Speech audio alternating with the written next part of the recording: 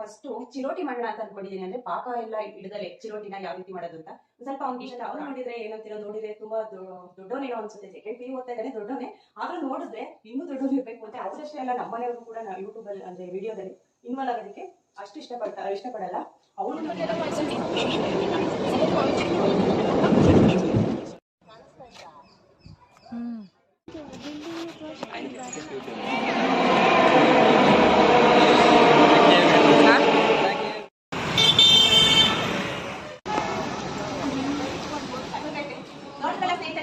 ಇಷ್ಟವಾಗಿದ್ರೆ ನನ್ನ YouTube channel ಕೋಮಲ ಬಿಲಿ ವ್ಲಾಗ್ಸ್ಗೆ ನಿಮ್ಮ support ಕೊಡಿ ಅಂತ ಈ ವ್ಲಾಗ್ನ ಇಲ್ಲಿಗೆ ಮುಗಿಸ್ತಾ ಇದ್ದೀನಿ. Thank you for watching.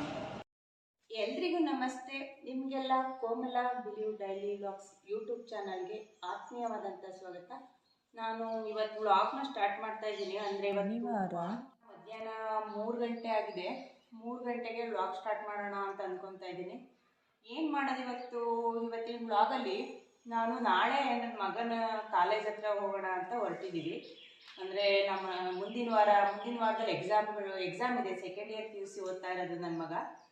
ಮುಂದಿನ ವಾರ ಎಕ್ಸಾಮ್ ಇದೆಯಲ್ಲ, ಅದಕ್ಕೋಸ್ಕರ ಬಂದು ಅವರಿಗೆಲ್ಲ 2 ತಿಂಗಳಾಗಿತ್ತು. ಅವನು ಕೂಡ ಬಂದಿಲ್ಲ, ನಾವು ಕೂಡ ಹೋಗಿರಲಿಲ್ಲ. ಅದಕ್ಕೆ ಇನ್ನೇನು ಎಕ್ಸಾಮು ಮುಗಿದ್ರೆ ಹೋಗೋಕ್ಕಾಗಲ್ಲ.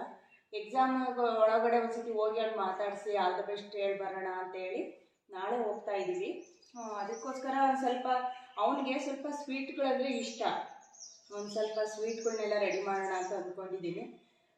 ಮತ್ತು ಅಲ್ಲಿ ಕಾಲೇಜು ಸಖತ್ತು ದೂರ ಇರೋದ್ರಿಂದ ನಾವು ಬೇರೆ ಏನಾದರೂ ತೊಗೊಂಡು ಹೋಗ್ತೀವಿ ಅಂದರೆ ಕಷ್ಟ. ಬೆಂಗಳೂರು ಅಂತ ಅಂದರೆ ಬರೀ ಬೆಂಗಳೂರಲ್ಲ, ಅದು ಬೈಯಪ್ಪನಹಳ್ಳಿ, ಚೀನ್ಸಂದ್ರ, ಅವಲಹಳ್ಳಿ ಸಖತ್ತು ದೂರ ಇದೆ. ನಾವು ಹೋಗೋಕ್ಕೆ ಸ್ವಲ್ಪ ಕಷ್ಟನೇ. ಅದರಿಂದ ನಾವು ಸ್ವಲ್ಪ ಕಡಿಮೆನೇ ಹೋಗಿರೋದು. ಸೆಕೆಂಡ್ ಇಯರ್ PUCಲಿ ನಾವು ಹೋಗಿರೋದು 2 ಸಲ ಅನಿಸುತ್ತೆ. ಈ ಸಲ ಹೋದ್ರೆ 2 ಸಲ. ಅವನು ಕೂಡ ಮಧ್ಯೆ ಬಂದಿದ್ದ.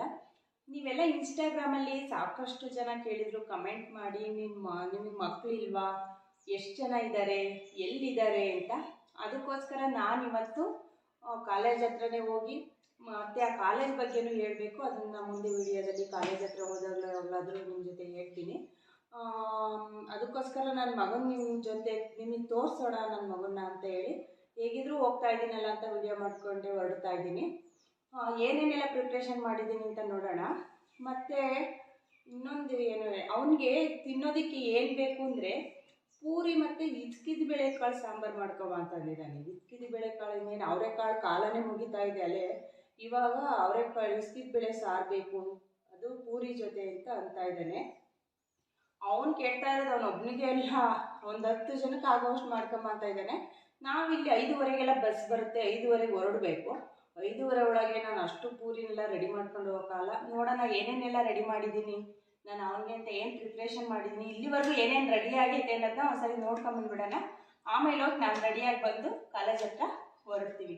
ಬನ್ನಿ ಹೋಗೋಣ, ಏನೇನು ಪ್ರಿಪ್ರೇಷನ್ ಅಂತ ನೋಡಿರಂತೆ.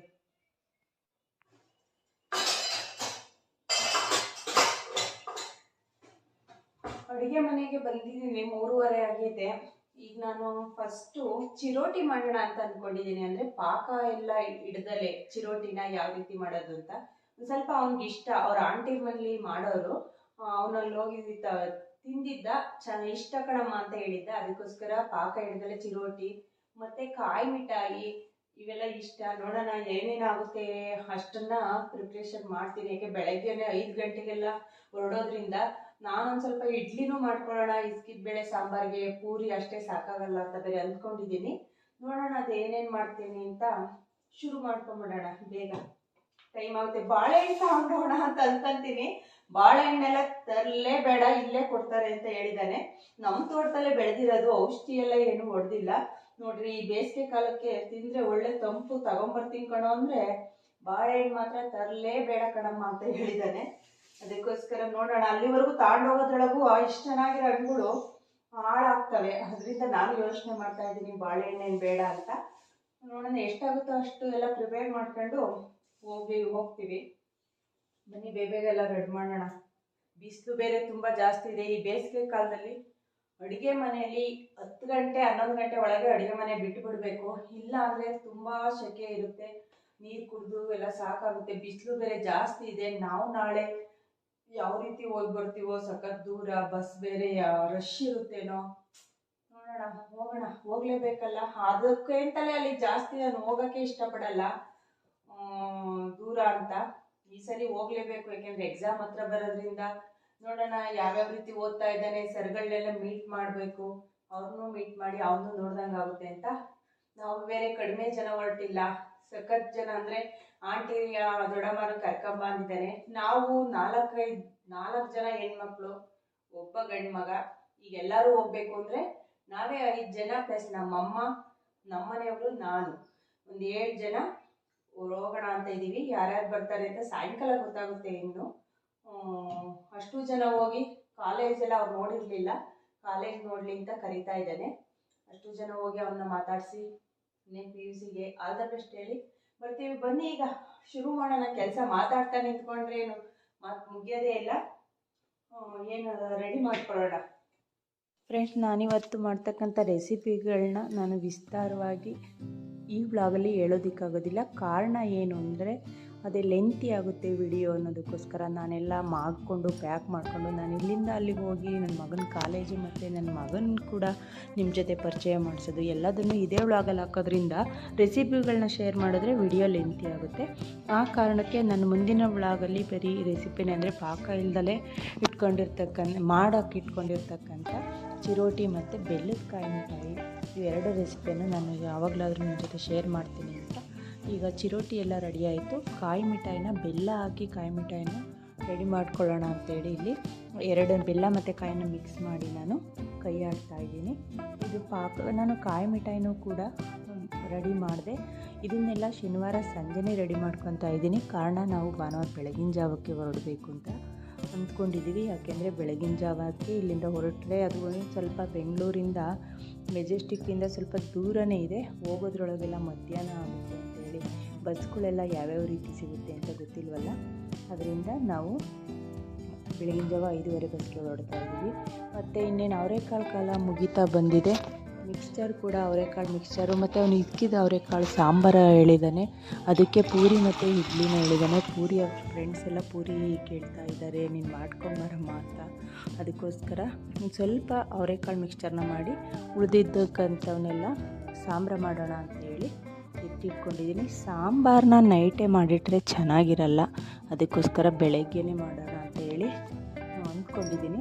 ಇವಾಗ ಇವೆಲ್ಲ ರೆಡಿ ಆಯಿತು. ಇನ್ನೇನು ಮಿಕ್ಸರು ಕೂಡ ರೆಡಿ ಆಯಿತು, ಕಾಯಿ ಮಿಠಾಯಿ ರೆಡಿ ಆಯಿತು, ಚಿರೋಟಿ ರೆಡಿ ಆಯಿತು. ಇವಾಗ ಇಲ್ಲಿಗೆ ಇವತ್ತು ನೈಟ್ ಅಂದರೆ ಶನಿವಾರ ನೈಟು ಇಷ್ಟನ್ನು ಮಾಡಿ ಇನ್ನು ಇನ್ಮೇಲೆ ಉಳಿದಿರ್ತಕ್ಕಂಥದ್ದನ್ನೆಲ್ಲ ಮತ್ತು ಇಡ್ಲಿ ಬ್ಯಾಟರ್ನು ಕೂಡ ನಾನು ಮಧ್ಯಾಹ್ನ ಅಂದರೆ 4-5 ಗಂಟೆಗೆಲ್ಲ ರೆಡಿ ಮಾಡಿಟ್ಟೆ. ಯಾಕೆಂದರೆ ಬೆಳಗ್ಗೆ ಬೇಗನೆ ಬಿಡಬೇಕಲ್ಲ, ಅದರಿಂದ ಸ್ವಲ್ಪ ಬೇಗನೆ ರುಬ್ಬಿ ಎತ್ತಿಟ್ಕೊಂಡಿದ್ದೆ. ನೋಡಿ, ನನಗೆ ಒಂದು ಸ್ವಲ್ಪ ನಾನು ಗ್ರೈಂಡ್ರ್ ತಂದಿರೋದು ಇತ್ತೀಚೆಗಾಗಿರೋದ್ರಿಂದ ಸ್ವಲ್ಪ ಅದಕ್ಕೆ ಹಾಕೋದೆಲ್ಲ ಅಷ್ಟು ಅಂದರೆ ನೀರು ಎಷ್ಟು ಹಾಕಬೇಕು, ನನಗೆ ಸ್ವಲ್ಪ ಗ್ರೈಂಡ್ರಲ್ಲಿ ರುಬ್ಬೋದು ಅಂದ್ರೇ ಬೇಜಾರು. ಯಾಕೆಂದರೆ ಕಲ್ಲು ತೊಳೆಯೋದೇ ಹಿಂಸೆ. ಇರೋದೇ ಇಬ್ಬರಾಗಿರೋದ್ರಿಂದ ಒಂದು ಪಾವು 1.25 ಪಾವು ಆದರೆ ಇಡ್ಲಿಗೆ ರುಬ್ಕೊತೀವಿ. ಅಷ್ಟು ಕಡಿಮೆ ರುಬ್ಬೋದಕ್ಕೆ ಗ್ರೈಂಡ್ರ್ ಉಪಯೋಗಿಸೋದು ಕಷ್ಟ. ಅಂದರೆ ಹಬ್ಬಗಳಲ್ಲೆಲ್ಲ ಬೇಳೆ, ಒಬ್ಬಟ್ಟಿನ ಬೇಳೆ ಮತ್ತು ಜಾಸ್ತಿ ಜನ ಇದ್ದಾಗ ಯಾವ್ದಾದ್ರು ತೋಟದ ಕೆಲಸದವ್ರು ಬಂದಾಗ ಆ ರೀತಿ ರುಬ್ಬೋದಕ್ಕೆ ಇಡ್ಲಿ ಎಲ್ಲ ತುಂಬ ಚೆನ್ನಾಗಿ ಬರುತ್ತೆ ಅಂತ, ಆಮೇಲೆ ಉಪ್ಪಿನಕಾಯಿ ರುಬ್ಬೋದಕ್ಕೆ ಚೆನ್ನಾಗಿರುತ್ತೆ ಅಂತ ಗ್ರೈಂಡರ್ನ ತಗೊಂಬಂದೆ. ನೋಡಿ, ಇವತ್ತು ಸ್ವಲ್ಪ ಜಾಸ್ತಿ ರುಬ್ಬೋದಿತ್ತಲ್ಲ, ಅದಕ್ಕೋಸ್ಕರ ಗ್ರೈಂಡ್ರಿಗೆ ಹಾಕಿ ಇಲ್ಲಿ ಇಡ್ಲಿ ಬ್ಯಾಟರ್ನ ರೆಡಿ ಮಾಡಿ ಕೂಡ ಎತ್ತಿಟ್ಕೊಂಡೆ. ಈಗ ಟೈಮ್ ಬಂದು 9:15 ಆಗಿದೆ. ನಾನು ಇವಾಗೆಲ್ಲ ಊಟ ಎಲ್ಲ ಮುಗಿಸಿ ಸ್ನಾನ ಮಾಡಿ ಬೆಳಗ್ಗೆ 5:15 ಹೊರಡಬೇಕು. ಅಂದರೆ 5:20 ಇಲ್ಲಿಂದ ಬಸ್ ಇದೆ. ಗುಬ್ಬಿಯಿಂದ 6:45ಗೆ ಟ್ರೈನ್ ಇದೆ. ನಾವು ಟ್ರೈನ್ ಹೊರಡ್ತಿರ್ತೀವಲ್ಲ, ಅದಕ್ಕೋಸ್ಕರ ಟೈಮಿಗೆ ಸರಿಯಾಗಿ ಹೊರಡೋಕ್ಕಾಗಲ್ಲ ಅಂತೇಳಿ ಮತ್ತೆ ನಾನು ಸಾಂಬಾರು ಮಾಡ್ಕೊಬೇಕು. ಇಕ್ಕಿದ ಬೇಳೆ ಸಾಂಬಾರು ನನ್ನ ಮಗ ಕೇಳಿದ್ದಾನೆ ಅಂತ ಹೇಳಿದ್ನಲ್ಲ, ಸಾಂಬಾರು ಮಾಡ್ಕೊಬೇಕು. ನಾವು ಹೇಗಿದ್ರು ಟ್ರೈನಾಗ ಹೋಗೋದ್ರಿಂದ ಟ್ರೈನಲ್ಲಿ ತಿಂಡಿ ತಿನ್ನೋದೇನು ಅಂತೇಳಿ ಇಡ್ಲಿ ಬ್ಯಾಟರ್ನ ರೆಡಿ ಮಾಡಿದ್ದೀನಿ. ಸ್ವಲ್ಪ ಇಡ್ಲಿನೂ ಮಾಡ್ಕೊಂಡು ಹೋಗೋಣ ಅಂತ ಹೇಳಿ, ಅದರಿಂದ ಸ್ವಲ್ಪ ಬೇಗನೆ ಎದ್ದೇಳಬೇಕು. ನಾನು ಬೆಳಗ್ಗೆ ಇದನ್ನೆಲ್ಲ ಮಾಡ್ಕೊಂಡು ಕೂತ್ಕೊಂಡ್ರೆ ಆಗಲ್ಲ ಅಂತೇಳಿ ಹಸಿರು ಮೆಣಸಿನ್ಕಾಯಿ ಚಟ್ನಿಗೂ ಕಾಯಿನೂ ತುರ್ದು ರೆಡಿ ಮಾಡಿದ್ದೀನಿ ಫ್ರಿಡ್ಜ್ಗೆ ಇಟ್ಕೊಳ್ಳೋದು ಅಂತ. ಕೊತ್ತಂಬರಿ ಸೊಪ್ಪೆಲ್ಲ ಕ್ಲೀನ್ ಮಾಡಿ, ಈರುಳ್ಳಿ ಸಿಪ್ಪೆನೆಲ್ಲ ತೆಗೆದಿಟ್ಕೊಂಡ್ರೆ ಹಚ್ಚಿಟ್ಕೊಬಾರ್ದು. ಹಾಗೆ ಸಿಪ್ಪೆ ಮಾತ್ರ ತೆಗೆದಿಟ್ಕೊಂಡ್ರೆ ಬೆಳಗ್ಗೆ ಬೇಗ ಕೆಲಸ ಆಗುತ್ತೆ ಅಂತ ಇದನ್ನೆಲ್ಲ ರೆಡಿ ಮಾಡ್ಕೊತಾ ಇದ್ದೀನಿ. ಹಾಗೆ ಬೆಳಗ್ಗೆ ಅವನಿಗೆಲ್ಲ ತಗೊಂಡು ಹೋಗೋದಕ್ಕೆ ಮತ್ತೆ ಅವನಿಗೆ ಕೊಡೋದನ್ನೆಲ್ಲ ಪ್ಲಾಸ್ಟಿಕ್ ಬಾಕ್ಸಲ್ಲಿ ಹಾಕಿ ಅವನಿಗೆ ಕೊಟ್ಟು ಬಂದ್ಬಿಡೋದು. ಮತ್ತೆ ಇಡ್ಲಿ ಮತ್ತೆ ಸಾಂಬಾರನ್ನ ಸ್ಟೀಲ್ ಬಾಕ್ಸಿಗೆ ಹಾಕೋಣ ಅಂತೇಳಿ ತೊಳೆದೆಲ್ಲ ರೆಡಿ ಮಾಡಿ ಇಟ್ಕೊಂಡಿದ್ದೀನಿ. ಮಕ್ಕಳು ಎಷ್ಟೇ ದೊಡ್ಡವರಾದರೂ ಅಪ್ಪ ಅಮ್ಮಂಗೆ ಚಿಕ್ಕ ಮಕ್ಕಳು ಅಂತಲೇ ಅನಿಸುತ್ತೆ. ನೀವು ನನ್ನ ಮಗನ್ ನೋಡಿದ್ರೆ ಏನಂತೀರೋ, ನೋಡಿದ್ರೆ ತುಂಬಾ ದೊಡ್ಡವನೇನೋ ಅನ್ಸುತ್ತೆ. ಸೆಕೆಂಡ್ PU ಓದ್ತಾ ಇದ್ದಾನೆ, ದೊಡ್ಡವನೇ. ಆದ್ರೂ ನೋಡಿದ್ರೆ ಇನ್ನೂ ದೊಡ್ಡವನು ಇರ್ಬೇಕು ಅಂತ ಅನ್ಸುತ್ತೆ. ಎಲ್ಲ ಹಂಗಂತಾರೆ ಇಲ್ಲಿ ಕೂಡ, ಎಷ್ಟು ದೊಡ್ಡವನು, ಎಷ್ಟು ಎತ್ತರ ಇದ್ದಾನೆ ಅಂತ. ನೀವೆಲ್ಲ ಏನಂತೀರಾ ಅಂತ ಗೊತ್ತಿಲ್ಲ. ಮತ್ತೆ ನಾನು ಹೋಗೋ ಮಧ್ಯೆ ಬಸ್ಸಲ್ಲಿ, ಟ್ರೈನಲ್ಲಿ ಎಲ್ಲ ನಿಮ್ಮ ಜೊತೆ ವಿಡಿಯೋನ ಎಷ್ಟು ಶೇರ್ ಮಾಡೋಕ್ಕಾಗುತ್ತೆ ಅಂತ ಗೊತ್ತಿಲ್ಲ. ಆದಷ್ಟು ಆದರೆ ವಿಡಿಯೋ ಹಿಡಿತೀನಿ, ಇಲ್ಲಾಂದರೆ ಕಾಲೇಜ್ ವಿಡಿಯೋ ಮಾತ್ರ ಹಿಡಿತೀನಿ. ಯಾಕೆಂದರೆ ಕಾಲೇಜು ಯಾವ ಏರಿಯಾದಲ್ಲಿ ಬರುತ್ತೆ, ಮತ್ತು ಅದು ಕಾಲೇಜ್ ಯಾವ ರೀತಿ ಇದೆ. ಯಾಕೆಂದರೆ ಈ ಸತಿ ಫಸ್ಟ್ PUC SLC ಎಕ್ಸಾಮ್ ಎಲ್ಲ ಸ್ಟಾರ್ಟ್ ಆಗಿದೆ. ಫಸ್ಟ್ PUCಗೆಲ್ಲ ಸೇರಿಸೋರಿಗೆ ಕಾಲೇಜ್ ಬಗ್ಗೆ ಸ್ವಲ್ಪ ಮಾಹಿತಿ ಕೊಟ್ಟರೆ ಉಪಯೋಗ ಆಗುತ್ತೆ. ಅದರಿಂದ ನಾನು ಕಾಲೇಜ್ ಬಗ್ಗೆ ವಿಡಿಯೋನ ಶೇರ್ ಮಾಡ್ತೀನಿ. ಈಗ ಎಲ್ಲ ರೆಡಿಯಾಗಿದೆ, ಇನ್ನೇನು ಇಲ್ಲ. ಬೆಳಗ್ಗೆ ಎತ್ಕೊಂಡು ಹೊರಡೋದೆ, ಬೆಳಗ್ಗೆ ಬೇಗನೆ ಹೊರಡಬೇಕು. ನೋಡೋಣ. ಕಣ್ಣು ಬೇರೆ ಉರಿತಾ ಇದೆ, ಈರುಳ್ಳಿ ಬೇರೆ ಖಾರ ಇದೆ ಯಾಕೋ ಸ್ವಲ್ಪ. ಅದರಿಂದ ಈಗ ಇನ್ನೇನು ಟೈಮ್ ಆಗೋಯ್ತಲ್ಲ, ಈಗ ಮಲಗಿ ವ್ಲಾಗ್ನ ಇಲ್ಲಿಗೆ ಮುಗಿಸ್ತೀನಿ. ಬೆಳಗ್ಗೆ ಕಂಟಿನ್ಯೂ ಮಾಡ್ತೀನಿ, ಇದೇ ವ್ಲಾಗನ್ನು ಕಂಟಿನ್ಯೂ ಮಾಡ್ತೀನಿ. ಸರಿ ಸ್ನೇಹಿತರೆ, ಎಲ್ಲರಿಗೂ ಗುಡ್ ನೈಟ್, ಶುಭರಾತ್ರಿ. ಮತ್ತೆ ಬೆಳಗ್ಗೆ ಸಿಗೋಣ. ಇದು ಬೆಳಗ್ಗೆ ತಿಂಡಿಗೆ ಇಡ್ಲಿ ಬ್ಯಾಟರ್ ರೆಡಿಯಾಗಿದೆ. ಮತ್ತು ಅವನಿಗೆ ತಗೊಂಡೋಗೋದಿಕ್ಕೆ ಅಂತ ಇಷ್ಟು ಐಟಮ್ ರೆಡಿಯಾಗಿದೆ.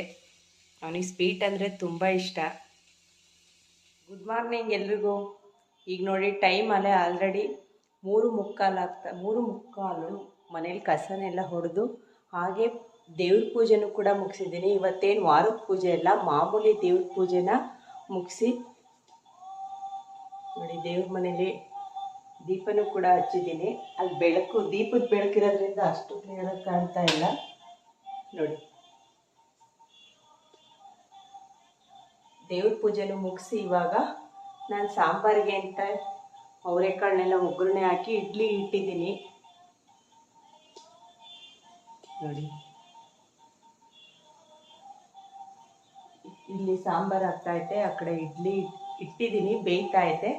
ಈಗ ಇಡ್ಲಿ ತೆಗೆದು ಮತ್ತೆ ಎಲ್ಲ ನಾನು ರಾತ್ರಿನೇ ಬಾಕ್ಸ್ಗೆ ಹಾಕಿಟ್ರೆ ಅಷ್ಟು ಚೆನ್ನಾಗಿರಲ್ಲ ಅಂತೇಳಿ ಯಾವುದೂ ಬಾಕ್ಸ್ಗೆ ಹಾಕಿಟ್ಟಿಲ್ಲ. ಈಗ ಎಲ್ಲ ಬಾಕ್ಸ್ಗೆ ಹಾಕ್ಕೊತೀನಿ. ಬನ್ನಿ ಇವಾಗ ಬೇಗ ಬೇಗ ಹೊರಡಬೇಕು. ಅಂದರೆ 5:15ಗೆಲ್ಲ ಬಸ್ ಬಂದುಬಿಡುತ್ತಲ್ಲ, ಸ್ವಲ್ಪ ನಾನೇ ಬೇಗ ಇರಬೇಕು. ಯಾಕೆಂದರೆ ಬಸ್ ನಮ್ಮನ್ನು ಕಾಯಿಲ್ವಲ್ಲ, ನಾವು ಬಸ್ಸಿನ ಟೈಮಿಂಗ್ಸ್ಗೆ ಹೋಗಿ ಬಸ್ಗೆ ಹೋಗಬೇಕು. ಅದಕ್ಕೋಸ್ಕರ ರಾತ್ರಿ ಬೇರೆ ನನಗೆ ಎಲ್ಲಿಗಾರು ಹೊರಡೋದು ಅಂದರೆ ಟೆನ್ಷನ್ನಿಗೆ ನಿದ್ದೆನೇ ಬರಲ್ಲ. ಆಮೇಲೆ ಇವತ್ತು ಬೇರೆ ಕೆಲಸ ಬೇರೆ ಇತ್ತು, ಇದನ್ನೆಲ್ಲ ರೆಡಿ ಮಾಡ್ಕೊಂಡು ಬೇರೆ ಹೋಗ್ಬೇಕಿತ್ತು. ಅಲಾರಾಮ್ 3 ಗಂಟೆಗಿಟ್ಟು 2 ಗಂಟೆಯಿಂದ ತೆಗೆದು ನೋಡಿ, ಅಲಾರಾಮ್ ಕೂಗೋದಕ್ಕೂ ಮುಂಚೆನೇ ಎದ್ದು ರೆಡಿಯಾಗಿದ್ದೀನಿ. ಅದನ್ನೆಲ್ಲ ಬಾಕ್ಸ್ಗೆ ಹಾಕೊಂಡ್ಬಿಡೋಣ ಬನ್ನಿ ಇವಾಗ.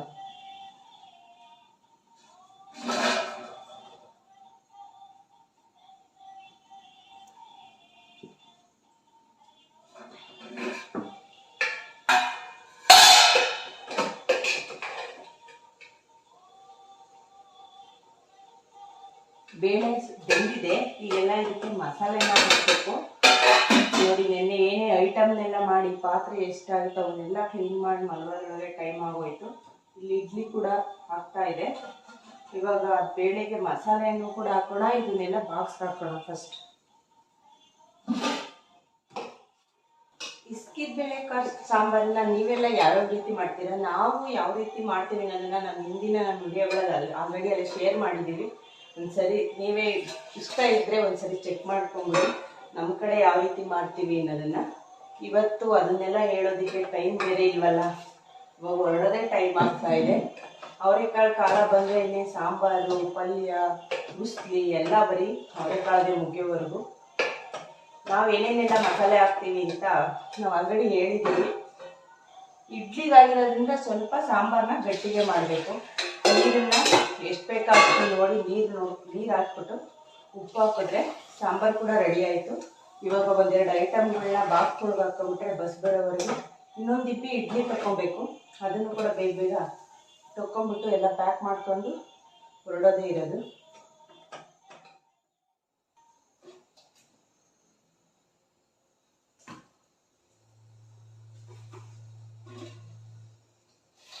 ಈ ರೀತಿ ಎಲ್ಲ ತಿಂಡಿ ತಿನಿಸುಗಳನ್ನೆಲ್ಲ ಮಾಡ್ಕೊಂಡು ಹೋಗ್ತಾ ಇರೋದು ನೋಡಿದ್ರೆ, ಹೊಸದಾಗಿ ಮದುವೆ ಆಗಿ ಹೆಣ್ಮಕ್ಳು ತವ್ರ ಮನೆಯಿಂದ ಹೋಗಿರ್ತಾರಲ್ಲ ಗಂಡನ ಮನೆಗೆ, ಅವರಿಗೆಲ್ಲ ಈ ರೀತಿ ಮಾಡ್ಕೊಂಡು ಹೋಗೋ ನೆನಪು ಬರುತ್ತೆ.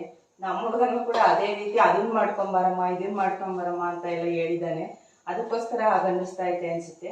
ಮತ್ತೆ ಅಲ್ಲಿ ನಿನ್ನ ಫ್ಯಾನ್ಸ್ಗಳೆಲ್ಲ ಜಾಸ್ತಿ ಇದ್ದಾರೆ ಕಣಮ್ಮ. ನನ್ನ ಫ್ರೆಂಡ್ಸ್ ಎಲ್ಲ ನಿನ್ನ ಇನ್ಸ್ಟಾಗ್ರಾಮ್ ಫ್ಯಾನ್ಸು, ಅವರೆಲ್ಲ ನಿನ್ನ ಅಂದರೆ ಅಲ್ಲಿಗೆ ಕರೆಸು ಅಂತಿದ್ದಾರೆ, ಬಾ ಬಾ ಅಂತ ಎಲ್ಲ ಅಂತಿದ್ದಾನೆ. ಮಾತ್ರ ವಿಡಿಯೋಗೆ ಮಾತ್ರ ಬರಲ್ಲ ಅಂತೆ ಅವ್ರು ಯಾರು ಅಂತ. ವಿಡಿಯೋ ಅಂತ ಅಂದರೆ ಸೋಷಿಯಲ್ ಮೀಡಿಯಾ ಅಂದರೆ ನಾಚಿಕೆ, ಮಕ್ಕಳಲ್ವ ಇನ್ನು ಒಂದು ಸ್ವಲ್ಪ ನಾಚಿಕೆ ಇರುವ, ಮತ್ತೆ ಭಯನೂ ಇರುತ್ತೆ. ಯಾಕೆ ಬೇಕು ಕೆಟ್ಟ ಕಮೆಂಟ್ಗಳೆಲ್ಲ ಬಂದರೆ ಅಂತ ಭಯನೂ ಇರುತ್ತೆ ಅನಿಸುತ್ತೆ. ಬರೀ ಅವ್ರಿಗಷ್ಟೇ ಅಲ್ಲ, ನಮ್ಮ ಮಗನೂ ಕೂಡ ಅಂದರೆ ವಿಡಿಯೋಗಳಲ್ಲಿ ಯೂಟ್ಯೂಬಲ್ಲಾಗಲಿ ಇನ್ಸ್ಟಾಗ್ರಾಮಲ್ಲಾಗಲಿ ಬರೋದಕ್ಕೆ ಸ್ವಲ್ಪ ಹಂಚ್ಕೊತಿದ್ದಾನೆ. ನಾನು ಹೇಳಿದ್ದೀನಿ ಅದಕ್ಕೆ ನೀನು ಬರಬೇಕು, ಅವ್ರು ಬರೆದಿದ್ರು ಇನ್ಸ್ಟಾಗ್ರಾಮಲ್ಲೆಲ್ಲ ನಿನ್ನ ಕಮೆಂಟ್ ಮಾಡಿ ಕೇಳ್ತಾ ಇದ್ದಾರೆ, ನೀನು ಇವತ್ತು ಪರಿಚಯ ಮಾಡಿಸ್ಲೇಬೇಕು ಅಂತ ಹೇಳಿದ್ದೀನಿ. ನೋಡೋಣ ಅದೇನು ಮಾಡ್ತಾನೆ. ಮಕ್ಕಳು ಅಲ್ವಾ ಸ್ವಲ್ಪ. ಆಮೇಲೆ ಸೋಷಿಯಲ್ ಮೀಡಿಯಾ ಅಂದರೆ ಇವಾಗೆಲ್ಲ ಒಳ್ಳೆಯದಕ್ಕೂ ಕೆಟ್ಟದಾಗಿ ನೆಗೆಟಿವ್ ಆಗಿ ಸ್ವಲ್ಪ ಕಮೆಂಟ್ಗಳಾಗಲಿ ಬೇರೆ ಏನಾಗಲಿ ಬರುತ್ತೆ. ಮತ್ತು ಅವರಷ್ಟೇ ಅಲ್ಲ, ನಮ್ಮನೆಯವ್ರಿಗೂ ಕೂಡ ಯೂಟ್ಯೂಬಲ್ಲಿ ಅಂದರೆ ವಿಡಿಯೋದಲ್ಲಿ ಇನ್ವಾಲ್ವ್ ಆಗೋದಕ್ಕೆ ಅಷ್ಟು ಇಷ್ಟಪಡಲ್ಲ. ಅವರು ನಕ್ಕಿನ ಹೆಚ್ಚಾಗಿ ನಾನೇ ಇಷ್ಟಪಡಲ್ಲ. ಯಾಕೆಂದರೆ ಅವ್ರ ಸ್ವಭಾವಕ್ಕೆ ಇದರಲ್ಲಿ ವಿಡಿಯೋದಲ್ಲೆಲ್ಲ ನಾವು ವಿಡಿಯೋ ಹಳ್ಳಿ ಕಡೆ ಬೇರೆ ಅಲ್ವಾ, ಹಳ್ಳಿ ಕಡೆ ಸ್ವಲ್ಪ ವಿಡಿಯೋ ಯೂಟ್ಯೂಬ್ ಅಂದರೆ ಬೇರೆ ಥರನೇ ಒಂಥರ ನೋಡ್ತಾರೆ. ಅದಕ್ಕೋಸ್ಕರ ಅವ್ರನ್ನ ಒಂಥರ ನೋಡ್ತಾರೆ. ನನಗೆ ಭಯ ಇದೆ. ಅದಕ್ಕೋಸ್ಕರ ಅವ್ರನ್ನ ವಿಡಿಯೋದಲ್ಲಿ ಅಷ್ಟದಾಗಿ ಮೊದಲೆಲ್ಲ ತೋರಿಸಿದ್ದೆ, ಇತ್ತೀಚೆಗೆ ಎಲ್ಲೂ ತೋರಿಸಿಲ್ಲ. ನೋಡೋಣ ಇವತ್ತು ಹೆಂಗಿದ್ರು ಜೊತೆಲಿ ಬರ್ತಾರಲ್ಲ, ನೀನು ಹೇಗಿದ್ರು ವಿಡಿಯೋದಲ್ಲಿ ತೋರಿಸ್ಲೇಬೇಕು. ನಿಮಗೆ ನಮ್ಮ ಫ್ಯಾಮಿಲಿನ ನೋಡಿ ಏನು ಅನ್ನಿಸ್ತು ಅನ್ನೋದನ್ನು ದಯವಿಟ್ಟು ಕಮೆಂಟ್ ಮಾಡಿ ಹೇಳಿ. ಈಗ ಟೈಮಲ್ಲಿ 4 ಆಗ್ತಾ ಬರ್ತಾ ಇದೆ. ಇನ್ನೊಂದು 2 ಇಡ್ಲಿ ತೆಗಿಬೇಕು. ಇದನ್ನೆಲ್ಲ ಪ್ಯಾಕ್ ಕೂಡ ಮಾಡ್ಕೊಬೇಕು. ಇನ್ನೊಂದು ಸ್ವಲ್ಪ ಇದೆ, ಪ್ಯಾಕ್ ಮಾಡಿಕೊಂಡು ಎಲ್ಲ ರೆಡಿ ಮಾಡ್ಕೊಂಡು ಹೊರಡ್ತೀವಿ. ಕಾಯಿ ಮಿಠಾಯಿ ತುಂಬ ಬೆಲ್ಲದ ಕಾಯಿ ಮಿಠಾಯಿ ತುಂಬ ಚೆನ್ನಾಗಿ ಬಂದಿದೆ. ಪೀಸ್ ಎಲ್ಲ ಟೇಸ್ಟು ಕೂಡ ತುಂಬ ಚೆನ್ನಾಗಿತ್ತು. ನೀವೊಂದ್ಸರಿ ಟ್ರೈ ಮಾಡಿ ಹೇಗಿತ್ತು ಅನ್ನೋದನ್ನು ಕಮೆಂಟ್ ಮಾಡಿ. ಇದನ್ನೆಲ್ಲ ನೀಟಾಗಿ ಕಾಯಿ ಮಿಠಾಯಿದು ಮತ್ತು ಚಿರೋಟಿದು ಸಕ್ಕರೆ ಪಾಕ ಇಲ್ದಲೆ ಯಾವ ರೀತಿ ಮಾಡೋದು ಅನ್ನೋದನ್ನು ಸಪ್ರೇಟಾಗಿ ಅದನ್ನೇ ಒಂದು ಬ್ಲಾಗಲ್ಲಿ ಅಪ್ಲೋಡ್ ಮಾಡ್ತೀನಿ. ಸಾಂಬಾರಿಗೆಲ್ಲ ರೆಡಿಯಾಗಿದೆ. ನೀನು ಸಾಂಬಾರ್ದೆಲ್ಲ ಆಯಿತು. ಸಾಂಬಾರನ್ನೆಲ್ಲ ಬಿಸಿ ಇದೆ ಸ್ವಲ್ಪ. ಅದಕ್ಕೆ ಸ್ಟೀಲ್ ಬಾಕ್ಸ್ಗೆ ಹಾಕೊಂಡ್ಬಿಡ್ತೀನಿ. ಕರೆಕ್ಟಾಗಿದೆ. ನಾನು ಸ್ವಲ್ಪ ಉಳ್ಕೊಂಡಿದ್ದೆ ನೋಡೋಣ. ಚಟ್ನಿ ಬೇರೆ ಇಡ್ಲಿಗೆ ಚಟ್ನಿ ಪೂರಿಗಾಗುತ್ತೆ ಅದು ಅಂತ ಸ್ವಲ್ಪ ಚಟ್ನಿನೂ ರುಬ್ಕೊಂಡಿದ್ದೀನಿ. ಅದೇ ನಾವು ಟ್ರೈನಲ್ಲಿ ಹೋಗ್ತೀವಲ್ಲ, ಚಟ್ನಿಲಿ ನಾವು ತಿಂದರೆ ಐಸ್ಕಿದ ಬೇಳೆ ಸಾರು. ಇಡ್ಲಿ ನೋಡಿ ಒಂದು ಇಬ್ಬೆ ತೆಗ್ದಿದ್ದೀನಿ, ಇನ್ನೊಂದು ಇಬ್ಬೆ ತರ್ಕೊಂತೀನಿ. ನಮ್ದು ಇದು ಇಡ್ಲಿ ಪಾತ್ರೆ ಸ್ವಲ್ಪ ದೊಡ್ಡದಿರೋದ್ರಿಂದ 22 ಇಡ್ಲಿ ಬೇಯಿಸುತ್ತೆ. ಅಲ್ಲಿಗೆ 45 ಇಡ್ಲಿ ಆಗುತ್ತೆ, ಅದೇ ಜಾಸ್ತಿ ಆಗುತ್ತೆ. ಇನ್ನೇನೆಲ್ಲ ಪ್ಯಾಕ್ ಆಗಿದೆ. ಆ ಬ್ಯಾಗ್ಗೆಲ್ಲ ಜೋಡಿಸ್ಕೊಂಡ್ರೆ ಎಲ್ಲದು ಪ್ಯಾಕ್ ಆಗಿದೆ. ಆ ಬ್ಯಾಗ್ ಇಟ್ಕೊಂಡು ಹೊರಡೋದೇ ಇರೋದು. ಇವಾಗ ಟೈಮ್ ಬಂದು 4:05 ಗಂಟೆ, 4:45 ಆಗಿದೆ. ಇನ್ನೊಂದು 10 ನಿಮಿಷದೊಳಗೆ ಎಲ್ಲ ರೆಡಿ ಆಗುತ್ತೆ. ಹೊರಡೋಣ. ನೋಡೋಣ ಹೊರಡೋಣ ಬೇಗ. ನಾನು ಹೊರಟಿದ್ದ ಗಳಿಗೆನೇ ಸರಿ ಇಲ್ಲ ಅನಿಸುತ್ತೆ. ಅಡ್ಡಿಗಳ ಸಾಲುನೇ ಬಂತು. ನನ್ನ ಮಗ ಭಾನುವಾರನೂ ಕೂಡ ಎಕ್ಸಾಮ್ ಇದೆ, 1 ಅವರೇ ನಿಮಗೆ ಸಿಗೋದು ಅಂತೇಳಿ ರಾತ್ರಿನೇ ಹೇಳ್ದ. ಅದು ಒಂಥರ ಅಡ್ಡಿ. ಆದರೆ ಬೆಳಗ್ಗೆ ನಾವು ಬೆಳಗಿನ ಜಾವ 5:15ಗೆ ಬಸ್ಗೆ ಹೊರಟು ನಿಂತರೆ ಊರಲ್ಲಿ ಬಸ್ ಬರಲಿಲ್ಲ. ಮತ್ತು ಗುಬ್ಬಿಲಿ ಬಂದು ನೋಡಿದ್ರೆ ಬಸ್ಗಳೆಲ್ಲ ಸ್ಟ್ರೈಕ್ ಏನೋ ಅನ್ನೋ ರೀತಿ ನಿಂತಿತ್ತು. ಕಾರಣ ಕೇಳಿದ್ರೆ ದಾವಣಗೆರೆಯಲ್ಲೋ ಬೆಂಗಳೂರಲ್ಲೋ ಯಾವುದೋ ಒಂದು ಫಂಕ್ಷನ್ ಇದೆ, ಅದಕ್ಕೋಸ್ಕರ ಎಲ್ಲ ಬಸ್ಗಳನ್ನೂ ತಗೊಂಡಿದ್ದಾರೆ. ಇವತ್ತು ತುಮಕೂರು ಕಡೆ ಬಸ್ಗಳು ಕಡಿಮೆ ಅಂತ ಹೇಳಿದರು. ನಮಗಂತೂ ಅಲ್ಲಿ ಟೆನ್ಷನ್ ಆಗೋಯಿತು. ಯಾಕೆಂದರೆ ತುಮಕೂರಿಗೆ ಹೋಗೋದು ಹೇಗೆ, ಸುಮ್ಮನೆ ಎಷ್ಟೊತ್ತಿಗೆ ಸಿಗುತ್ತೋ ಅಂತ ಟೆನ್ಷನ್ ಆಯಿತು. ಹಂಗೋ ಹಿಂಗೋ ಬಂದು ತುಮಕೂರು ತಲುಪಿದ್ವಿ. ಗುಬ್ಬಿವರೆಗೂ ಸಿಕ್ಕಿದ್ದು, ಅಮ್ಮ ಮಾತ್ರ ಗುಬ್ಬಿಯಲ್ಲಿ ಸಿಕ್ಕಿದ್ದು. ಇನ್ನು ನಮ್ಮ ಅಕ್ಕದಿರು, ನಮ್ಮ ಅಕ್ಕನ ಮಗಳು ಎಲ್ಲ ತುಮಕೂರು ಬಸ್ ಸ್ಟ್ಯಾಂಡಿಗೆ ಬಂದರು. ಅವರಲ್ಲಂತೂ ಬೇಗನೆ ಬಸ್ಗಳು ಸಿಕ್ಕಿದ್ವು. ನಾವು ಬಸ್ ಹತ್ತಿ ಮೆಟ್ರೋ ಸ್ಟೇಷನ್ಗೆ ಬಂದು ಮೆಜೆಸ್ಟಿಕ್ಕಲ್ಲಿ ತಲುಪಿದ್ವು. ಮೆಟ್ರೋ ಬಗ್ಗೆ ಅಂತೂ ಎಷ್ಟು ಹೇಳಿದ್ರು ಮುಗಿಯೋದೇ ಇಲ್ಲ. ನೋಡಿ ಎಷ್ಟು ಈಸಿಯಾಗಿ ಹೋಗ್ಬೋದು ಅಂದರೆ, ಎಂಥ ಓದದಲ್ಲೇ ಬರೆಯೋಕ್ಕೆ ಬರದಲ್ಲೇ ಇರೋರು ಬಂದರು ಕೇಳ್ತಾ ಹೋದರೆ ಮೆಟ್ರೋದಲ್ಲಿ ತುಂಬ ಚೆನ್ನಾಗಿ ಓಡಾಡ್ಬೋದು ಮತ್ತು ಯಾವುದೇ ಟ್ರಾಫಿಕ್ ಇರಲ್ಲ. ಮೋದಿಜಿಯವ್ರಿಗಂತೂ ಒಂದು ದೊಡ್ಡ ಸಲಾಮ್. ಬೈಯಪ್ಪನಹಳ್ಳಿ ಮೊದಲು ಈಗ ಇಲ್ಲಿವರೆಗೂ ಆಗೈತೆ ಮೆಟ್ರೋ. ಕೃಷ್ಣರಾಜಪುರ KR ಪುರಂವರೆಗೂ ಇಲ್ಲಿವರೆಗೂ ಆಗೈತಂತೆ. ನಾವು ಇರ್ತಾ ಇರೋದು ಇಲ್ಲಿ ಕೃಷ್ಣರಾಜಪುರದಲ್ಲಿ. ಪಾಳ್ಯವರೆಗೂ ಆಗೈತೆ. ಮೊದಲಾಗಿದ್ದು ಇಲ್ಲಿವರೆಗೂ ಅಷ್ಟೇನ. ಈಗ ಅಲ್ಲಿಂದ ಮುಂದಕ್ಕೆ ಮೆಟ್ರೋ ಇಲ್ವಾ? ಇಲ್ಲ, ಲಾಸ್ಟ್ ಇದೆ ಮತ್ತೆ ಅಲ್ಲಿ ಕೊಟ್ಟವ್ರೆ ಅಲ್ಲಿ. ಅವು ಬೇರೆ ಬೇರೆ ಇವು. ಅಲ್ಲ ಅಲ್ಲಿ ಮ್ಯಾಗಡೆವರೆಗೂ ಕೊಟ್ಟವ್ರೆ. ಇದು ಇನ್ನು ಈಗ ನಾವು ನಿಂತಿರೋ ಜಾಗ ಇದು ಸ್ಟಾರ್ಟಿಂಗ್ ಇಲ್ಲಿಂದ ಇವನ್ನೆಲ್ಲ ದಾಟ್ಕೊಂಡು ನಾವು ಇಲ್ಲಿವರೆಗೂ ಹೋಗ್ಬೇಕೀಗ. ಮೆಟ್ರೋ ಲಾಸ್ಟ್ ಆಗಿರೋದಕ್ಕೆ ನಮ್ಮ ಇಲ್ಲಿ ಆಗೇವೆ, ಆದರೆ ನಾವು ಹೋಗೋ ರೂಟಲ್ಲ ಇದು ಬೇರೆ. ಈಗ ಟಿಕೆಟ್ ತಗೊಂಬಂದ್ರೆ ಬೇಗ ಹೊರಡೋದು. ಹಾಂ, ಇನ್ನೇನು ಇಬ್ಬರೇ ಇದ್ದಿದ್ದಲ್ಲಿ. ಅಮ್ಮ ಇವತ್ತಲೇ ಬಂದಿದ್ದು ಮೆಟ್ರೋ ಸ್ಟೇಷನ್ಗೆ, ಮೆಟ್ರೋ ಹತ್ತೋದಕ್ಕೆ ಅಂತ. ಅದಕ್ಕೋಸ್ಕರ ಅವ್ರನ್ನ ಜೊತೆಯಲ್ಲಿ ಕರ್ಕೊಂಡು ಹೋಗ್ತಾ, ಅಂದರೆ ಟಿಕೆಟ್ ಇಡೋದು ಸ್ವಲ್ಪ ಕನ್ಫ್ಯೂಸ್ ಆಗುತ್ತಲ್ವ, ಹೊಸದಾಗಿ ಹೋದವ್ರಿಗೆ ಎಂಥವ್ರಿಗೂ ಕನ್ಫ್ಯೂಸ್ ಆಗುತ್ತೆ. ಅದಕ್ಕೋಸ್ಕರ ನಮ್ಮಮ್ಮನ್ನ ನಿಧಾನವಾಗಿ ಹೇಳ್ತಾ ತೋರಿಸ್ತಾ ಕರ್ಕೊಂಡು ಹೋಗ್ತಾ ಇದ್ದೆ. ಇದು ಹತ್ತೋಂಗಿಲ್ಲ, ಇಳಿಯೋಂಗಿಲ್ಲ, ತುಂಬ ಚೆನ್ನಾಗಿ ಮಾಡಿದ್ದಾರೆ. ಮೆಟ್ರೋ ಒಳಗಂತೂ ಎಷ್ಟೇ ರಶ್ ಇದ್ದರೂ ಕೂಡ ಸ್ಟಾಪ್ ಇಳಿತಾ ಇರ್ತಾರೆ, ಹತ್ತುತ್ತಾ ಇರ್ತಾರೆ. ನಿಂತ್ಕೊಳೋದಕ್ಕೇನು ಸಮಸ್ಯೆ ಇರಲ್ಲ, ಕೂರೋದಕ್ಕೂ ಜಾಗ ಸಿಗುತ್ತೆ. ತುಂಬ ಚೆನ್ನಾಗಿದೆ ಮೆಟ್ರೋ. ಎಷ್ಟು ತಲೆ ಉಪಯೋಗಿಸಿ ಎಷ್ಟು ಚೆನ್ನಾಗಿ ಮಾಡಿದ್ದಾರೆ ಅಂದರೆ ತುಂಬ ಚೆನ್ನಾಗಿದೆ. ಕೇಂದ್ರ ಸರ್ಕಾರದ ಎಲ್ಲ ಕಾರ್ಯಕ್ರಮಗಳು, ಅಂದರೆ ಅವ್ರು ಮಾಡ್ತಾ ಇರ್ತಕ್ಕಂಥ ಕೆಲಸಗಳು ತುಂಬ ಚೆನ್ನಾಗಿದೆ. ಬೆಂಗಳೂರು ನಾವಿವಾಗ ಮೆಟ್ರೋಯಿಂದ ಇಳಿದು ಬಸ್ ಹತ್ತಿದ್ವಿ.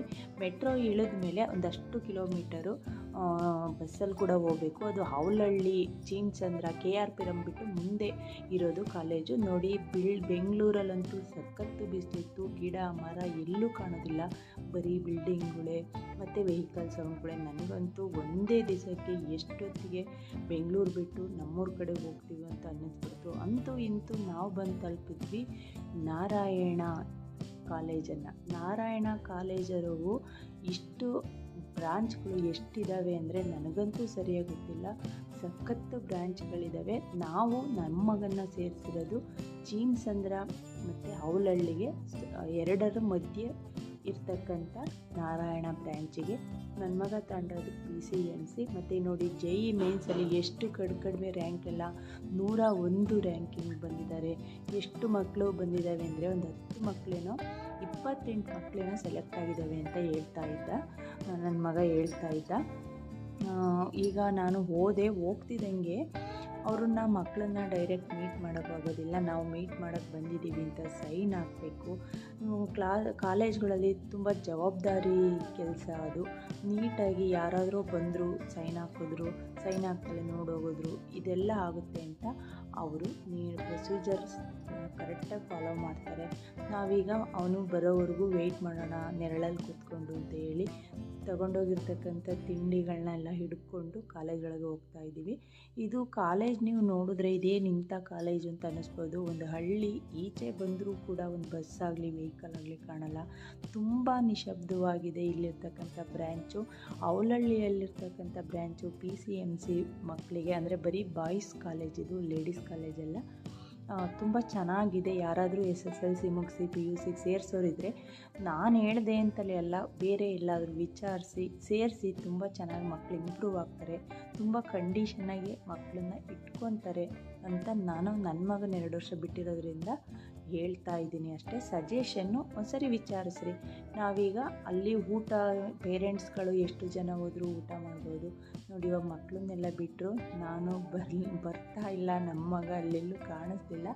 ಅದಕ್ಕೋಸ್ಕರ ಕಾಯ್ತಾ ಇದ್ದೀನಿ. ನೋಡಿ ಬಂದ ಅಂತ. ನೋಡಿ, ಇವಾಗ ಬಂದ. ಇವನೇ ನನ್ನ ಮಗ. ನೀವು ನನ್ನ ಮಗನ ನೋಡಿದ್ರೆ ಏನಂತೀರೋ, ಇವನ ನಿನ್ನ ಮಗ, ನಿಮ್ಮ ಮಗ ಇವನ, ಇಷ್ಟು ನೋಡಿ ನನಗಿಂತ ಎಷ್ಟು ಉದ್ದ ಇದ್ದಾನೆ ಅಂತ. ಸಖತ್ತು ಉದ್ದ ಇದ್ದಾನೆ. ನನ್ನ ಮಗನ ನೋಡಿದವ್ರು ಎಲ್ಲರೂ ಅದೇ ರೀತಿ ಹೇಳ್ತಾರೆ, ಇದೇನು ನಿಮ್ಮ ಮಗನ ನೋಡಿ ನಿಮಗೆ ತಮ್ಮ ಅಂತ ಅನ್ನಿಸ್ತಾನೆ ಅಂತ. ನೀವು ನೋಡ್ಬೋದು ಎಷ್ಟು ದೊಡ್ಡ ಹುಡುಗನ ಥರ ಕಾಣ್ತಾನೆ ಅಂದರೆ. ನನಗೆ ಮಗ ಅಂತ, ಇವನ ಮಗ ಅಂತ ಅಂದರೆ ನಿಮ್ಮ ಮಗನ ಇವನು ಅಂತ ಅಂತಾರೆ ಒಬ್ಬರೊಬ್ಬರೆಲ್ಲ. ಅಷ್ಟು ಉದ್ದ, ಅಷ್ಟು ದಪ್ಪ ಇದ್ದಾನೆ. ಬಂದ. ಎಲ್ಲರಿಗೂ ನಾವು ತಗೊಂಡೋಗಿದ್ದು ಊಟ ಎಲ್ಲ ಇಟ್ವು.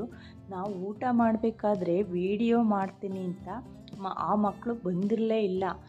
ಆಮೇಲೆ ನಾನು 2 ಮೊಬೈಲ್ನ ನನ್ನ ಹತ್ರದಿಂದ ತಗೊಂಡು ಅವನು ಜೇಬಿಗೆ ಇಟ್ಕೊಂಡು ಹೋಗಿ ಮತ್ತು ಫ್ರೆಂಡ್ಸ್ಗಳನ್ನ ಕರ್ಕೊಂಬಂದ. ಅದರಿಂದ ನೀನು ವಿಡಿಯೋ ಮಾಡಲೇಬೇಡ ನನ್ನ ಫ್ರೆಂಡ್ಸ್ನ ಅಂತ ಅವನು ಕಂಡೀಷನ್ನಾಗಿ ಹೇಳ್ದ. ಅದಕ್ಕೋಸ್ಕರ ನಾನು ಫ್ರೆಂಡ್ಸ್ಗಳನ್ನೆಲ್ಲ ವಿಡಿಯೋದಲ್ಲಿ ತೋರ್ಸೋಕ್ಕಾಗ್ತಿಲ್ಲ. ಮಕ್ಕಳೆಲ್ಲ ಒಂದು ಸ್ವಲ್ಪ ನಾಚಿಕೊಂಡ್ರು ಅಂತ ಕಾಣಿಸುತ್ತೆ. ಅವ್ರಿಗೆ ನಾನು ತಗೊಂಡೋಗಿರ್ತಕ್ಕಂಥ ಪೂರಿ ಮತ್ತು ಬೇಳೆ ಅವರೆಕಾಳು ಸಾಂಬ್ರ ಮತ್ತು ಇಡ್ಲಿ ಎಲ್ಲದನ್ನು ಬಡಿಸಿ ಊಟ ಎಲ್ಲ ಮುಗೀತು. ಅವರೆಲ್ಲ ಹೋದ್ರು, ಮಾತಾಡಿಸಿರು ನಮಗೆ. ಅವ್ರ ಊರ ಕಡೆಯವರೆಲ್ಲ ಹೇಳಿದರು ನಾವು ಈ ಕಡೆಯವರು ಅಂತ ಎಲ್ಲ ಚೆನ್ನಾಗಿ ಮಾತಾಡ್ಸಿರು. ನಾನು ಕೂಡ ಮಕ್ಕಳನ್ನೆಲ್ಲ ಮಾತಾಡಿಸಿ ಎಕ್ಸಾಮ್ಗೆ ಆಲ್ ದ ಬೆಸ್ಟ್ ಹೇಳಿದೆ, ಚೆನ್ನಾಗಿ ಬರೀರಿ ಅಂತ. ನೋಡಿ, ಇದು ಕಾಲೇಜು, ಇದು ಅಂದರೆ ಕಾಲೇಜು ಬಿಲ್ಡಿಂಗು. ಇದು ತೋರಿಸ್ತಾ ಇರೋದು ನಾನು, ಇದೇ ಕಾಲೇಜ್ ಬಿಲ್ಡಿಂಗು. ಇಲ್ಲಿರೋದೇ 3 ಬಿಲ್ಡಿಂಗು, ಒಂದು ಕಾಲೇಜ್ ಬಿಲ್ಡಿಂಗು, ಒಂದು ಹಾಸ್ಟ್ಲು ಬಿಲ್ಡಿಂಗು ಮತ್ತು ಒಂದು ಊಟದ್ದು ಆಫೀಸ್ ರೂಮು. ಇಷ್ಟೇ ಇಲ್ಲಿರೋದು. ನೋಡಿ, ನಮ್ಮ ಮನೆಯವ್ರು ತಮಾಷೆಗೆ ಚೆನ್ನಾಗಿ ಎಕ್ಸಾಮ್ ಬರೀಲೇಬೇಕು, ಎಷ್ಟು ಪರ್ಸೆಂಟೇಜ್ ಬರ್ತೀಯ ಅಂತ ತಮಾಷೆ ಮಾಡ್ತಾಯಿದ್ದಾರೆ ಅಂತ ಹೇಳ್ತಾ ಇದ್ದು. ಎಕ್ಸಾಮ್ ಚೆನ್ನಾಗಿ ಬರೀ ಅಂತ ಅವನು ಕೂಡ ಹೇಳ್ತಾ ಇದ್ದ, ಓದಿದ್ದೀನಿ ಅಂತ. ಏನೇ ಆಗಲಿ ಒಂದು ಸ್ವಲ್ಪ ಅಪ್ಪ ಅಮ್ಮಂಗೆ ಮಕ್ಕಳು ಓದೋದು ಬರೆಯೋದು ಅಂದರೆ ಸ್ವಲ್ಪ ಇದ್ದೇ ಇರುತ್ತೆ. ಯಾವ ರೀತಿ ಓದ್ತಾರೋ, ಇದೊಂದು ವರ್ಷ ಮುಗಿದೇ ಹೋಯಿತು ಅಂತ. ನೋಡೋಣ ಯಾವ ರೀತಿ ಎಕ್ಸಾಮ್ ಬರೀತಾನೆ. ನಮಗೂ ಟೆನ್ಷನ್ ಇದೆ. ಎಕ್ಸಾಮ್ ಇನ್ನೇನು 3-4 ದಿವಸ ಎಕ್ಸಾಮ್ ಇದೆ. ಎಲ್ಲರೂ ನಾವು ಹೋಗಿರ್ತಕ್ಕಂಥವ್ರು, ಅವರು ದೊಡ್ಡಮ್ಮದಿರು, ಅಮ್ಮ ಅಂದರೆ ನಮ್ಮಮ್ಮ, ಎಲ್ಲರೂ ಅವನಿಗೆ ಆಲ್ ದ ಬೆಸ್ಟ್ ಹೇಳಿ ಚೆನ್ನಾಗಿ ಬರೀಬೇಕು ಅಂತ. ಮತ್ತು ಇನ್ನೊಂದು ವಿಷಯ ನೀವು ನೋಡ್ಬೋದು ಈ ವಿಡಿಯೋದಲ್ಲಿ, ಅವನು ಮಾತಾಡ್ತಾ ಕೂತಿದ್ರು ಕೂಡ ಕೈಯನ್ನೆಲ್ಲ ಈ ಥರ ಉಜ್ಜುತ್ತಲೇ ಇದ್ದಾನೆ. ಏನು ಇದು ಈ ಥರ ಅಂತ ಅಂದ್ಕೊಬೋದು. ಅವನಿಗೆ ನನಗದು ನೋಡಿ ತುಂಬ ಮನಸ್ಸಿಗೆ ನೋವಾಯಿತು, ಬೇಜಾರಾಯಿತು. ಹೋಗ್ಬೇಕಾದ್ರೆ ಇದ್ದಿದ್ದು ಖುಷಿ, ಬರಬೇಕಾದ್ರೆ ಇರಲೇ ಇಲ್ಲ. ನೋಡಿ, ನಾನು ಅವನ ಕೈ ನೋಡ್ತಾ ಇದ್ದೀನಿ, ಕೈಯೆಲ್ಲ ಜಾಸ್ತಿ ಉಜ್ಜಿ ಗುಳ್ಳೆಗಳಾಗಿ ಗಾಯ ಥರ ಆಗಿಬಿಟ್ಟಿದೆ. ಅದೇನದು ಇನ್ಫೆಕ್ಷನ್ನೇ ಆಗಿದೆಯೋ ಇಲ್ಲ ಬಿಸಿಲಿಗೆ ಡ್ರೈ ಸ್ಕಿನ್ ಆಗಿದೆಯೋ ಗೊತ್ತಿಲ್ಲ. ಇವಾಗ ಕರ್ಕೊಂಬಂದು ಆಸ್ಪತ್ರೆಗೆ ತೋರಿಸೋಣ ಅಂದರೆ ಅದಕ್ಕೂ ಕೂಡ ಟೈಮ್ ಇಲ್ಲ. ಮತ್ತು ಅಲ್ಲೇ ತೋರಿಸೋಣ ಅಂದರೆ ಅವತ್ತು ಭಾನುವಾರನೂ ಕೂಡ ಎಕ್ಸಾಮ್ ಇದೆ ಅಂತ ಹೇಳ್ತಾವನೆ. ಏನು ಮಾಡೋದು ಅಂತ ಗೊತ್ತಾಗಲಿಲ್ಲ. ನೋಡಿ, ಅವನು ಎಷ್ಟು ಇಚ್ಚಿಂಗ್ ಆಗ್ತಾ ಇದೆ ಅಂತ ನನಗೆ ತುಂಬ ಬೇಜಾರಾಯಿತು. ಅವ್ನು ಬಿಟ್ಟು ಬರಬೇಕಾದ್ರಂತೂ ನನಗೆ ಅಳುನೇ ಬಂದಂಗಾಯಿತು. ಈಗ ನೋಡಿ, ಮಕ್ಕಳು ಎಷ್ಟು ಬಿಟ್ಟಿರಬೇಕು ಅಂದರೆ ಇನ್ನೂ ಎಷ್ಟು ಚಿಕ್ಕ ಮಕ್ಕಳನ್ನೆಲ್ಲ ಬಿಟ್ಟಿರ್ತಾರೆ ನೋಡಿ. ಅವನು ಯಾವಾಗಲೂ ಆ ಥರ ಅಂದ್ಕೊತಲೇ ಇದ್ದಾನೆ. ನಾವಿವಾಗ ಕರೆಸೋಣ, ಹಾಸ್ಪಿಟ್ಲಿಗೆ ತೋರಿಸೋಣ ಅಂದರೆ ಅದು ಎಕ್ಸಾಮ್ ಬೇರೆ 3 ಡೇಸ್ ಇದೆ, ಆಗೋದಿಲ್ಲ. ಅದರಿಂದ ಇನ್ನೊಂದು ತಿಂಗಳು ಬೇರೆ ಯಾವುದೋ ಮಾತ್ರೆ ನಾನು ಡಾಕ್ಟ್ರನ್ನ ಕೇಳಿ ವಾಟ್ಸಪ್ ಮಾಡ್ತೀನಿ, ತರಿಸ್ಕೊ ಅಂತ ಹೇಳಿ ಬಂದಿದ್ದೀನಿ. ಅಲ್ಲೇ ಡಾಕ್ಟ್ರಿಗೂ ತೋರಿಸ್ತಾರೆ. ಆದರೆ ತೋರಿಸಿದಂತೆ ಯಾಕೋ ಕಮ್ಮಿ ಆಗಿಲ್ಲ. ಬೇರೆ ಸ್ಕಿನ್ನವೆಲ್ಲ ಅದು ಬೇಗ ಕಡಿಮೆ ಆಗಲ್ಲ. ಅದರಿಂದ ತುಂಬ ಬೇಜಾರಾಯಿತು. ಎಲ್ಲರೂ ಹಂಗೆ ಅಂದ್ಕೊಂಡು ನೋಡಿ ಯಾವ ರೀತಿ. ಅವನು ಜಾಸ್ತಿ ಹೇಳೇ ಇಲ್ಲ, ನನಗೆ ಕೇಳ್ತಾ ಇದ್ದೆ. ಅವನು ಯಾವ ವಿಷಯನೂ ಸ್ವಲ್ಪ ಹೇಳ್ಕೊಳಲ್ಲ. ಅದರಿಂದ ಇಲ್ಲ ಚೆನ್ನಾಗಿದ್ದೀನಿ, ಏನಿಲ್ಲ ಅಂತಿದ್ದ. ಅದನ್ನು ನೋಡಿ ಸ್ವಲ್ಪ ನನಗೆ ಮನಸ್ಸಿಗೆ ಬೇಜಾರಾಯಿತು.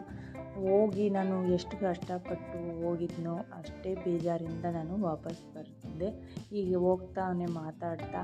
ಅವನು ಇವಾಗ ಅವನಿಗೆ ಏನಾದರೂ ಬೇಕಾ, ಏನಾದರೂ ತೊಗೊಳೋದಿದೆಯಾ ಅಂತ ಕೇಳ್ತಾ ಇದ್ದೀನಿ. ಅಮೌಂಟ್ ಏನಾರ ಬೇಕಾ ಅಂತ. ಅಮೌಂಟ್ ಏನು ಬೇಡ ಅಂದರೆ ನಾನೇ ಅವ್ರ ಅಪ್ಪಾಜಿಗೆ ಹೇಳಿ ದುಡ್ಡು ಅಮೌಂಟ್ ಕೊಡ್ರಿ ಅಂತ. ಚೇಂಜ್ ಏನಾದರೂ ತಿನ್ನೋದಕ್ಕೋ ಏನಕ್ಕಾದರೂ ಬೇರೆ ಏನಾದರೂ ಇದ್ದರೆ ಅವನು ಫೋನ್ಪೇ ಮಾಡಿಸ್ಕೊತಾನೆ, ಅಂದರೆ ಬುಕ್ಸ್ಗಾಗಲಿ ಏನಕ್ಕಾದರೂ. ಈಗೇನಾದರೂ ಅಲ್ಲಿ ಇದೆಯಲ್ಲ, ಇದು ಏನಾದರೂ ತಿನ್ನೋದಿದ್ರೆ ತಿನ್ನಲಿ ಅಂತ ಹೇಳಿ ಅವ್ರ ಅಪ್ಪನಿಂದ ಅಮೌಂಟ್ ಕೊಡಿಸ್ತಾ ಇದ್ದೀವಿ. ಇನ್ನೇನು ಹೊರಡೋ ಟೈಮ್ ಹತ್ರಕ್ಕೆ ಬಂತು. ಎಲ್ಲರೂ ಕೂಡ ಅವ್ನಿಗೆ ಆಲ್ ದ ಬೆಸ್ಟ್ ಹೇಳಿ ಇವಾಗ ಹೊರಡ್ತಾ ಇದ್ದೀವಿ. ಅವನು ಕೂಡ ಎಲ್ರಿಗೂ ಬಾಯ್ ಹೇಳಿ ಹೋಗ್ತಾ ಇದ್ದೇನೆ. ತುಂಬ ಬೇಜಾರಾಯಿತು. ಮಕ್ಕಳನ್ನ ದೂರ ಬಿಟ್ಟು ಓದಿಸೋದು ಎಷ್ಟು ಕಷ್ಟ ಅಂದರೆ, ಅಪ್ಪ ಅಮ್ಮ ಇಲ್ದದ ಮಕ್ಕಳಿಗೆ ತುಂಬ ಕಷ್ಟ ಆಗುತ್ತೆ. ಯಪ್ಪ, ಬೇಜಾರಂದರೆ ತುಂಬ ಬೇಜಾರಾಯಿತು. ಒಟ್ಟಿನಲ್ಲಿ ಎಕ್ಸಾಮ್ ಚೆನ್ನಾಗಿ ಬರೀಬೇಕಲ್ಲ. ನೀವು ಕೂಡ ನನ್ನ ಮಗನಿಗೆ ಎಕ್ಸಾಮ್ ಬರೆಯೋದಕ್ಕೆ ಆಲ್ ದ ಬೆಸ್ಟ್ ಹೇಳಿ. ನಾವಿವಾಗ ಬಂದು ತಲುಪಿದ್ವಿ ಬೈಯಪ್ಪನಹಳ್ಳಿ ಮೆಟ್ರೋ ಸ್ಟೇಷನ್. ಇದು ನೋಡಿ, ಅಲ್ಲಿ ಬಿದಿರಲ್ಲಿ ಆನೆನ ನಿರ್ಮಿಸಿದ್ದಾರೆ. ತುಂಬ ಚೆನ್ನಾಗಿ ಕಾಣಿಸ್ತಿತ್ತು. ಅದಕ್ಕೆ ಹೋಗೊಂದ್ಸರಿ ಒಂದು ಸ್ವಲ್ಪ ವಿಡಿಯೋ ಮಾಡ್ಕೊಂಡು ನಿಮ್ಮ ಜೊತೆ ಶೇರ್ ಮಾಡೋಣ ಅಂತ ಅಂದ್ಕೊಂಡೆ. ಇವಾಗ ನೋಡಿ, ಈ ಎಕ್ಸಿಲೇಟರ್ ಅಂತೂ ತುಂಬ ಚೆನ್ನಾಗಿದೆ. ಮೆಟ್ಲಂತೂ ಹತ್ತೋಂಗೆ ಇಲ್ಲ. ನನಗೆ ತುಂಬ ಇಷ್ಟ ಆಯಿತು. ಸ್ವಲ್ಪ ಫ್ರೀ ಇತ್ತು, ಅದರಿಂದ ನಾನು ವಿಡಿಯೋ ಮಾಡಿಕೊಂಡೆ ಅಷ್ಟೇ. ಮೆಟ್ರೋ ಕೂಡ ಬಂತು. ಅಷ್ಟು ವಿಡಿಯೋ ಮಾಡೋದಕ್ಕೆಲ್ಲ ಬಿಡೋದಿಲ್ಲ. ಅಲ್ಲಿ ಯಾರೂ ಇರಲಿಲ್ಲ. ಸುಮ್ಮನೆ ಒಂದು ಸರಿ ಮೆಟ್ರೋ ಬರ್ತಾ ಇದೆಯಾ ಅಂತ ಹೇಳಿದೆ. ಅದೇ ಟೈಮ್ಗೆ ಮೆಟ್ರೋ ಟ್ರೈನ್ ಕೂಡ ಬಂತು. ಅದನ್ನೇ ಇಟ್ಕೊಂಡು ಈಗ ಹತ್ತುತ್ತಾ ಇದ್ದೀವಿ. ನಾವಿಲ್ಲಿಂದ ಮುಂದಕ್ಕೆ ಓರಿಯಾನ್ ಮಾಲ್ ಹತ್ರ ಹೋಗೋಣ ಅಂತ ಹೇಳಿ ಅಂದ್ಕೊತಾ ಇದ್ದೀವಿ. ಟೈಮ್ ಆಲ್ರೆಡಿ ಆಗೋಗಿದೆ. ಈಗ ಅಲ್ಲಿ ಹೋದರೆ ನಾವು ಅಲ್ಲಿ ಶಾಪಿಂಗ್ ಮಾಡೋದಿರಲಿ ಅದನ್ನೆಲ್ಲ ಸುತ್ತಾಡೋದಕ್ಕೆ ಬೇಕು 1 ಅವರು. ಈಗ ಆಲ್ರೆಡಿ 4:15 ಆಗಿದೆ. ನಮ್ಮ ಊರ ಕಡೆ ಹೋಗೋದಕ್ಕೆ ತುಂಬ ಲೇಟ್ ಆಗುತ್ತೆ ಅಂದರು. ಅಮ್ಮ ಅವರು ನಮ್ಮ ಅಕ್ಕವರು ಎಲ್ಲ ಬಂದಿದ್ರಲ್ಲ, ಅದಕ್ಕೋಸ್ಕರ ಅವರು ನೋಡ್ದಂಗೆ ಆಗುತ್ತೆ ಅಂತೇಳಿ ನಾವು ಒಳಗಡೆ ಹೋಗ್ತಾ ಇದ್ದೀವಿ. ನಾನು ಜಾಸ್ತಿ ಶಾಪಿಂಗ್ ಮಾಡಲಿಲ್ಲ, ಒಂದೇ ಒಂದು ಟೈಮೇ ಇರಲಿಲ್ವಲ್ಲ, ಒಂದೇ ಒಂದು ಪರ್ಸ್ನ ತೊಗೊಂಡ್ವಿ. ಎಲ್ಲರೂ ಸೆಲೆಕ್ಟ್ ಮಾಡೋದು ಸ್ವಲ್ಪ ಕಷ್ಟ, ಏಕೆಂದರೆ ಕಾಸ್ಟ್ಲಿನೂ ಕೂಡ ಇದೆ. ನಮಗಿಷ್ಟ ಆಗೋದು ನಮಗಿಷ್ಟ ಆಗೋ ಬೆಲೆಯಲ್ಲಿ ಸಿಗೋದು ಓರಿಯನ್ ಮಾಲಲ್ಲಿ ಸ್ವಲ್ಪ ಕಷ್ಟ. ಅದಕ್ಕೋಸ್ಕರ ಇಲ್ಲಿ ತೊಗೊಂಡಿದ್ದಕ್ಕಿಂತ ನಾವೆಲ್ಲ ನೋಡಿದ್ದು ಜಾಸ್ತಿ. ನಾನೊಂದು ಪರ್ಸ್ನ ತೊಗೊಂಡೆ, ಯಾವಾಗಲಾದ್ರೂ ಅದು ತೋರಿಸ್ತೀನಿ ನೋಡಿ. ಎಷ್ಟು ಚೆನ್ನಾಗಿದೆ ಅಂತ ಮಾತ್ರ.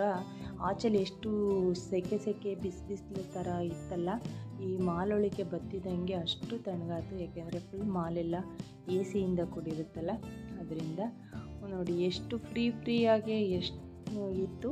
ಅದಕ್ಕೋಸ್ಕರ ಸ್ವಲ್ಪ ಇಲ್ಲೂ ಕೂಡ ಜಾಸ್ತಿ ಅಬ್ಸರ್ವ್ ಮಾಡೋರು. ಇವಾಗ ಎಲ್ಲ ಕಡೆ ವಿಡಿಯೋ ಅಲೌವ್ ಇರಲ್ಲ, ಪರ್ಮಿಷನ್ನು ಅದು ಇದು ಅಂತಾರೆ. ನಾನು ಸ್ವಲ್ಪ ಎಲ್ಲ ಐಟಮ್ಗಳನ್ನೂ ಮಾಡ್ತಿರ್ಲಿಲ್ವಲ್ಲ, ಓರಿಯನ್ ಮಾಲ್ ಯಾವ ರೀತಿ ಇತ್ತು ಅಷ್ಟೇ ನಾನು ಇವಾಗ ಅದರೊಳಗಡೆ ಹೋಗಿರೋದನ್ನು ಮಾತ್ರ ನಿಮ್ಮ ಜೊತೆ ಶೇರ್ ಮಾಡ್ತಾಯಿದ್ದೀನಿ. ಈ ವ್ಲಾಗು ಹತ್ರಕ್ಕೆ ಬಂತು. ನಿಮಗೆಲ್ಲ ಈ ವ್ಲಾಗ್ ಇಷ್ಟವಾಗಿದ್ದರೆ ಸಪೋರ್ಟ್ ಮಾಡಿ.